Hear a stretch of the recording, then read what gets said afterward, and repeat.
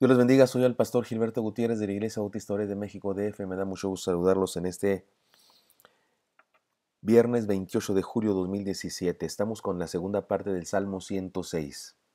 Le hemos llamado la historia del poder restaurador. Este salmo nos narra lo que el hombre hace en contra de Dios a pesar de su revelación, es decir, a pesar de que Dios le dice quién es y qué quiere. Se trata de la historia de la necedad humana, pero bendito sea Dios, también se trata de la historia de la fidelidad de Dios. En la primera parte que estudiamos ayer, encontramos un inicio de alabanza, pero también una definición hermosa de lo que es la restauración. Analicemos ahora los siguientes versículos y reflexionemos en esta enseñanza, la historia de la fidelidad de Dios. Vamos a leer versículo a versículo y luego déjenme hacer un comentario al respecto. Versículo 6. Pecamos nosotros como nuestros padres. Hicimos iniquidad, hicimos impiedad. Este es un sincero reconocimiento de nuestro problema básico de la humanidad, el pecado. Podemos decir que la pecaminosidad humana tiene una gran historia. No somos innovadores en este asunto, somos más bien imitadores de nuestros antepasados. Todos los seres humanos pecamos. Versículo 7. Nuestros padres en Egipto no entendieron tus maravillas, no se acordaron de la muchedumbre de tus misericordias, sino que se rebelaron junto al mar, el mar rojo. El ser humano es imperfecto a lo sumo. El Señor de hecho dijo, y vio Jehová que la maldad de los hombres era mucha en la tierra y que todo designio de los pensamientos del corazón de ellos era de continuo solamente al mal. Esto está en Génesis 6:5. También dice la palabra que lo más grave del pecado es la necedad, y lo define de esta manera. El que sabe hacer lo bueno y no lo hace, le es pecado. Esto está en Santiago 4:17. Es decir, que lo grave de los antepasados judíos es que vieron las maravillas y las misericordias de Dios y aún así se rebelaron contra Dios. Ahora bien, aquello de que se rebelaron significa que se quejaron de la voluntad de Dios. Querían regresarse a Egipto. Habla de cuando estaban frente al Mar Rojo.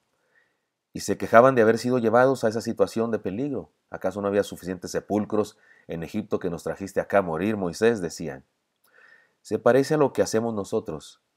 Después de que Dios ha hecho milagros en nuestra vida, sanándonos, ayudándonos en situaciones difíciles, etc., nos viene una prueba y en lugar de recordar el poder de Dios que nos ha sacado en otras ocasiones en el pasado, renegamos, como si Dios nunca hubiera hecho nada por nosotros. Así que, una vez más, la necedad humana tiene un gran recorrido, una larga historia, no es nada nuevo. Versículo 8. Pero Él los salvó por amor de su nombre, para hacer notorio su poder. Esto es lo más hermoso de este salmo. Dios los salvó por amor de su nombre, es decir, por su reputación.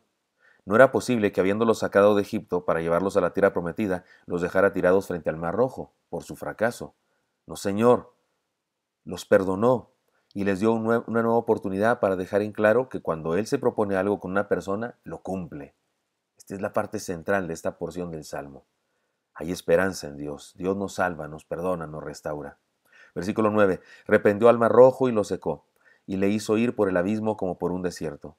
Esto fue un asunto real. El mar se secó en alguna parte y por ahí pasaron los descendientes de Abraham y ahí se ahogaron los egipcios, porque el fenómeno, cualquiera y como quiera que haya sido, sucedió. Hay muchas teorías al respecto de cómo el mar rojo se secó.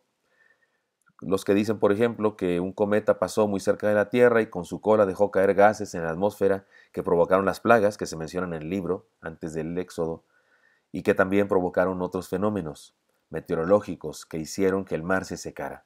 La verdad es que ¿cómo le hizo Dios? ¿Qué instrumento utilizó? No me importa mucho. Me gustaría saber, pero no me importa. El asunto es que sucedió y lo hizo para cumplir sus planes. Esto nos habla de un Dios poderoso que usa su poder para protegernos, bendecirnos, salvarnos.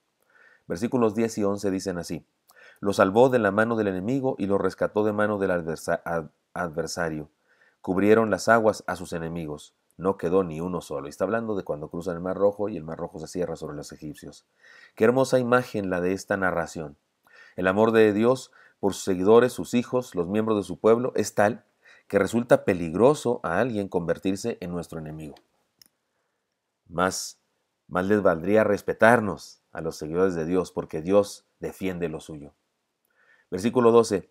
Entonces creyeron a sus palabras y cantaron su alabanza. No hay duda, los seres humanos nos alegramos cuando Dios interviene, le cantamos y después le cantamos y tenemos un avivamiento de nuestra fe. Lo triste es lo que pasa después. Según nos dice el Salmo, leamos ahora el versículo 13. Bien pronto se olvidaron sus obras, no esperaron su consejo. Tenemos memoria muy corta los seres humanos y cuando ya estamos bien, tendemos a deteriorarnos. Es triste, pero esto pasa con muchos cristianos el día de hoy también. Se saben salvos, perdonados, escogidos y no se dan cuenta cuando comienzan poco a poco a alejarse de Dios, a deslizarse. Eso pasó con el pueblo hebreo. En esta ocasión se nos narra. Versículo 14. Se entregaron a un deseo desordenado en el desierto y tentaron a Dios en la soledad. Es triste reconocerlo, pero el ser humano suele tropezar de nuevo con la misma piedra. El pueblo se alejó de Dios, se rebeló, dejó de seguir sus enseñanzas, y eso constituyó una ofensa a nuestro Dios. Tentarlo, como dice, tentaron a Dios. Tentarlo significa que le dieron a Dios razones para destruirlos. Versículo 15. Y Él les dio lo que pidieron, mas envió mortandad sobre ellos. Siempre les bendijo con agua y alimento, aunque no lo hubieran pedido, o si lo hubieran pedido también, y aunque lo hubieran pedido irrespetuosamente, porque pidieron irrespetuosamente. ¿Por qué venimos acá quejándose y no sé qué? Con amargura, con exigencia. Pero también les reprendió, permitiéndoles experimentar las consecuencias de sus hechos. De hecho, hubo gente que murió en estos momentos de crisis de fe, en estos momentos en los que renegaban de Dios. Versículo 16. Tuvieron envidia de Moisés en el campamento y contra Aarón, el santo de Jehová. Es interesantísimo que se ponga este detalle tan especial en el pasaje y en el canto. Esto es un asunto muy típico. Siempre hay gente que critica a los líderes, los siervos de Dios, y este texto nos enseña las razones. Dice que se trata de envidia. Quieren tener la autoridad, la cercanía con Dios o el ministerio que otros tienen, pero no están dispuestos a pagar el precio, y lo único que hacen entonces es criticar. Versículo 17. Entonces se abrió la tierra y tragó a Datán y cubrió la compañía de Abiram. Las consecuencias de oponerse a Dios y los líderes que Él ha puesto son muy peligrosas. Versículo 18. Y se encendió fuego en su junta, la llama quemó a los impíos. Dios nos ama y nos da nuevas oportunidades, pero la necedad y rebeldía deliberadas, consciente y racional de la verdad de Dios, no queda impune jamás. Versículo 19. Hicieron becerro en Horeb, se postraron ante una imagen de fundición. Esto es lo más grave. En lugar de confiar espiritualmente hablando, en lugar de ver con los ojos de la fe al invisible Dios, prefirieron hacer una imagen que lo representara, algo palpable, algo que pudiera percibir con sus sentidos físicos, algo material, y ofendieron al Dios eterno y real, que no puede capturarse en ninguna figura, ni debe representarse por las cosas que Él ha creado, porque el Creador es muchísimo más que su creación. Versículo 20. Así cambiaron su gloria por la imagen de un buey que come hierba. Esto es grotesco y no es otra cosa que la necedad humana en superlativo. Pero no seamos tan severos con esta gente, porque cada vez que nosotros hacemos imagen, aunque no sea de un buey, hacemos lo mismo. Miren lo que el Señor dijo. No te harás imagen ni ninguna semejanza de lo que esté arriba en el cielo, ni abajo en la tierra, ni en las aguas debajo de la tierra. No te inclinarás a ellas, ni las honrarás, porque yo soy Jehová, tu Dios fuerte y celoso. Éxodo 20, versículos 4 al 5. Versículo 21. Olvidaron al Dios de su salvación, que había hecho grandezas en Egipto. Una vez más, el problema fue la memoria de corto plazo que les falló. Versículo 22. Maravillas en la tierra de Cam, cosas formidables sobre el mar rojo. Esta parte del pasaje es impresionante. En medio de la necedad del pueblo que deliberadamente se aleja de Dios, aparece esta declaración como para recordar lo que aquellos hombres habían olvidado. ¿Qué habían olvidado? Las maravillas de Dios. Pero, insisto, no los juzguemos demasiado pronto. Nosotros hacemos lo mismo cada vez que renegamos de lo que nos pasa, olvidando que Dios nos ha sacado de muchas otras situaciones difíciles antes. Dios no se merece nuestros reclamos.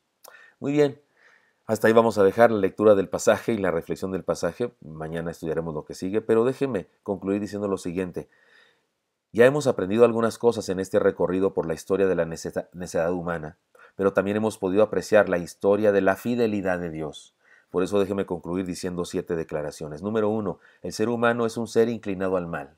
Número 2, sin embargo, Dios nos ha dado la capacidad de responder a su gracia perdonadora Podemos buscarle para ser redimidos. 3.